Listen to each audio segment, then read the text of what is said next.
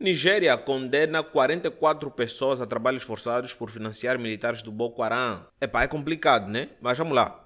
Temos aqui uma outra notícia também relacionada à Nigéria, que o ex-presidente nigeriano Buhari morreu aos 82 anos em Londres.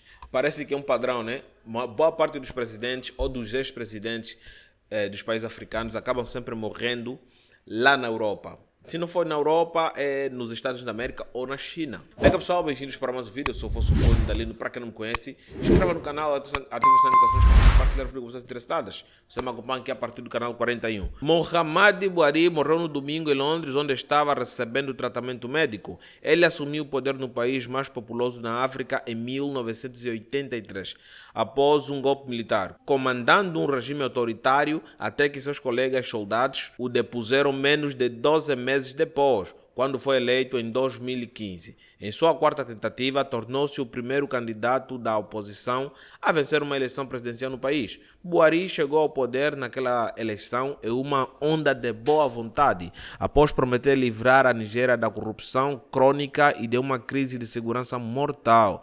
Ele liderou até 2023, durante um período marcado pela violência extremista do Boko Haram no Nordeste e por uma economia em declínio. Bom, pessoal, a Nigéria, por muito tempo, foi um país símbolo de desenvolvimento na África. Mas por trás desse símbolo de desenvolvimento na África, estava lá esse presidente que não era bem visto pela sociedade africana em geral. Por quê? Vamos lá, na Nigéria acontecem muitas coisas assim, tipo estranhas, entendes? Homossexuais lá não são tão bem vistos assim, tanto é que existe lá leis populares que obrigam o cancelamento, entendeu? Contra isso aí, parceiro. A população da Nigéria é essa. E além disso também existe uma grande guerrilha populacional, não bem guerrilha, mas um confronto entre as duas regiões, a cristã e a muçulmana, né? A islâmica. Então eles volta e meia acabam se enfrentando e tudo isso foi se agravando mais no período em que esse presidente estava lá. Ele autorizou muitas coisas, ele era de uma tribo, desfavorecia outras e blá blá blá. O atual presidente Bola Tinubu descreveu Buhari em uma declaração como um patriota, um soldado, um estadista até a medula. Tinubu enviou o vice-presidente para trazer o corpo de Buhari de Londres para casa. Essa aqui é uma das maiores honras que pode se dar a um presidente. Os outros na Nigéria se lembram de Buhari como um presidente que deixou o país de mais de 200 milhões de pessoas dividido entre um norte majoritariamente muçulmano e um sul cristão mais em desacordos do que antes. É isso que eu já alertei aqui vocês, pessoal. Esse presidente aqui fortaleceu a disputa que existe entre o norte e o sul, ou o muçulmano e o cristão. Eu tenho um vídeo aqui que eu falei muito bem, explicando as razões dessas disputas, quais conflitos, até padre, sabe, padre da igreja católica, acaba andando com uma katana na cintura. Tem vídeos que eu mostrei nesse tal vídeo. Não sei se o YouTube tirou do ar, está lá no canal, esse é o ponto na África. A resposta desigual à morte de Buhari, com desilusão silenciosa em alguns setores e tristeza em outros, é um reflexo de quão difícil é unir um país e sua incapacidade de fazê-lo depois de décadas sob os olhos do público, disse Afolabi Adebayo, um cientista político de Abuja. Vindo do norte da Nigéria, o magro e austero Buhari prometeu acabar com os assassinatos extremistas e acabar com a corrupção desenfreada em uma das maiores economias e produtoras de petróleo da África. Ao final de seu mandato de 8 anos, porém, a boa vontade em relação a ele havia se transformado em descontentamento.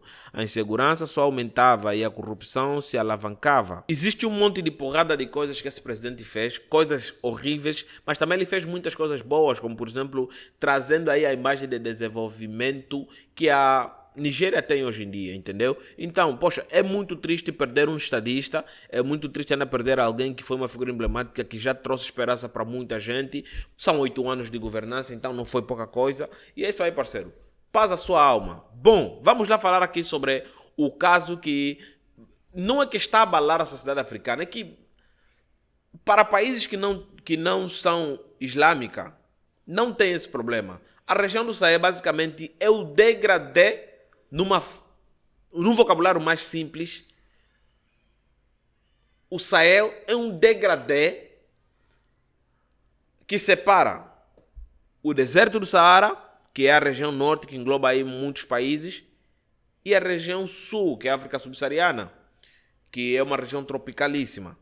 Então, aquele degradê, dividido entre tropical e muito deserto, é que chama-se Sahel. Essa região do Sahel é dominada pelos países islâmicos. Todo mundo sabe que nos países islâmicos, volta e meia aparece um grupo terrorista. Mas o que acontece nessa questão da Nigéria é que os Boko Haram atuam naquela região. A Nigéria condena 44 pessoas a trabalhos forçados por financiar militares do Boko Haram. O Boko Haram luta por uma causa que acaba prejudicando muito mais a sociedade do que ajudando a sociedade. O governo nigeriano tem lutado com isto, o governo nigeriano tem lutado com os terroristas, o governo do Níger, toda essa galera aí da região do Sahel tem muitos problemas com os terroristas, porque afinal de contas eles são fundamentalistas. E o que eles acreditam é uma coisa que tem que se matar todo mundo.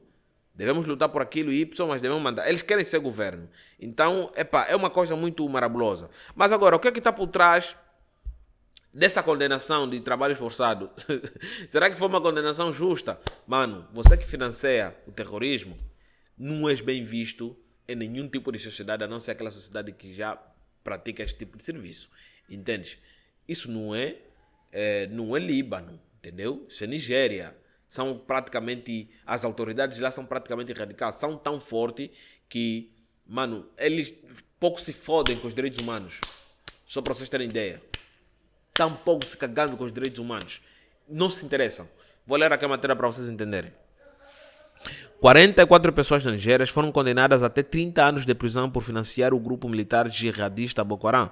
Os julgamentos de outras 10 pessoas foram adiados, informou a agência antiterrorista do país no sábado. No sábado passado mesmo, entendeu?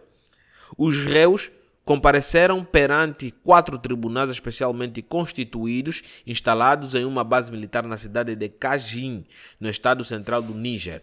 As sentenças variaram de 10 a 30 anos, todos com trabalhos forçados, disse um porta-voz. A Nigéria realiza julgamento em massa por crimes relacionados ao terrorismo desde 2017 e já condenou 785 pessoas, segundo fontes oficiais. E outra extras oficiais que já foram condenados, né?